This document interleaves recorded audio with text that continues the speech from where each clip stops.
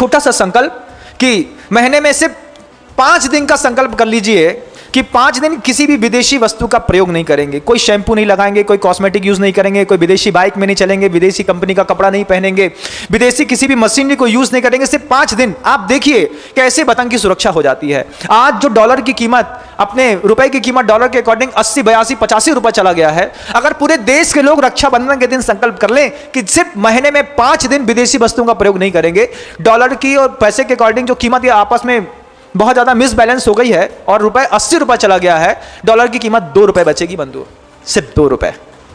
इसको ऊंचाई देने का काम किसी सरकार ने नहीं किया, हमारी भोगवादी संस्कृति ने किया है।